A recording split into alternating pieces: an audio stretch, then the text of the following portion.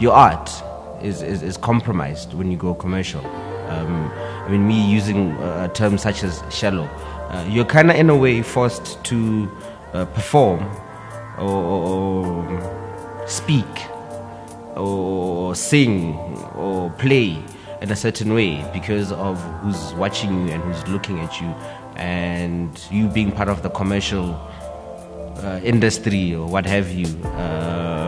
You know that certain people only like certain things, so you're kind of limited in terms of being a creative or being an artist. So I do feel that yes, it does limit you, and I think that's the worst thing that could happen to an artist.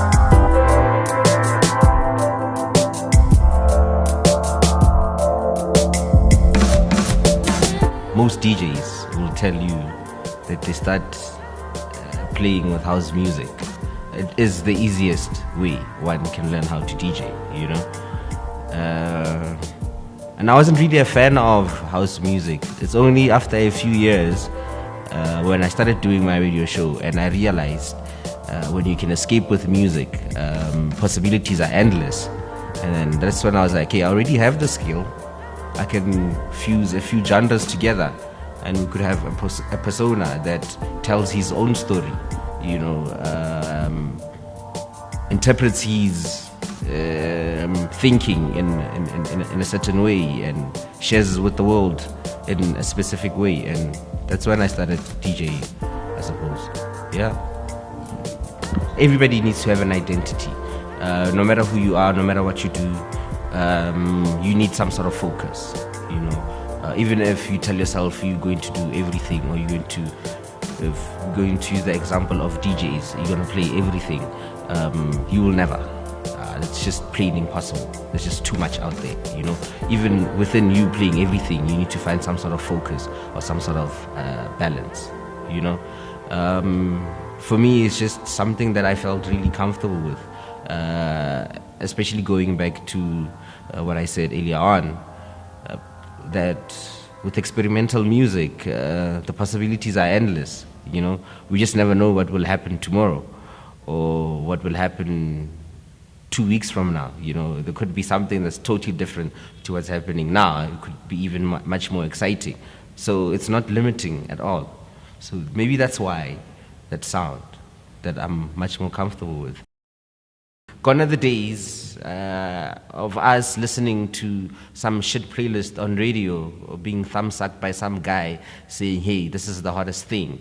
I mean, we don't know who that guy is. He's given a title of the playlist of the radio station.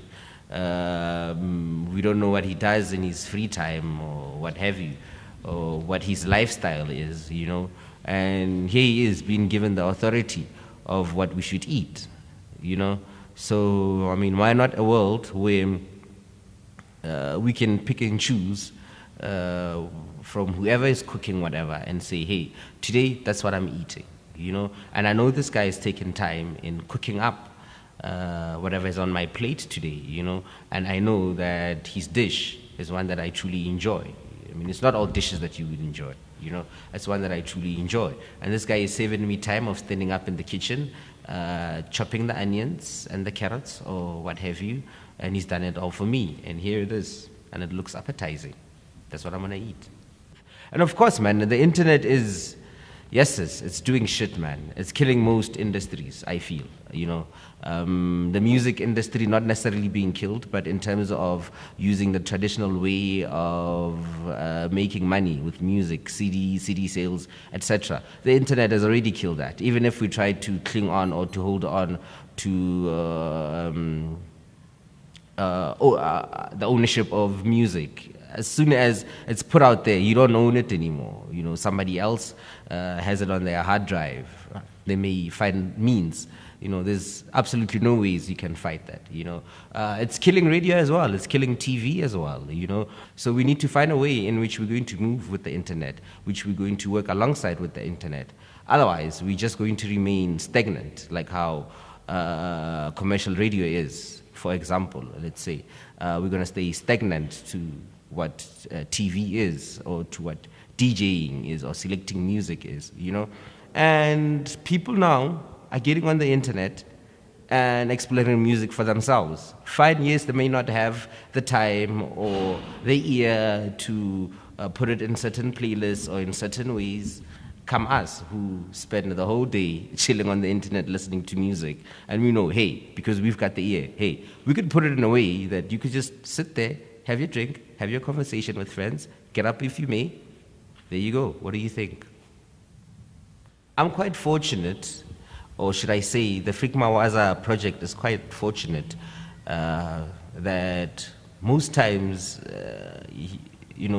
I'll get sundowner sets, where people are a bit more lenient to what you do, or to what you play, or to how you experiment. They're not yet anal, having had I don't know how many drinks down their throats, where they're a bit more selective and wanting to select songs or request songs rather, and say, hey, you must play this. So that time they still a bit uptight in terms of the environment, So it kind of gives them time to say, hey, as uptight as I can be right now, this music is actually quite soothing. It allows me to suss out the environment for myself and not it be the DJ's environment only.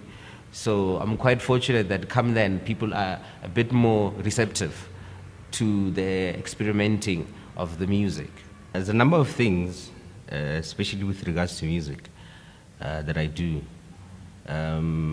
First and foremost, I do a radio show in Pretoria, Soundscape Radio. It's a show, as the name says, man.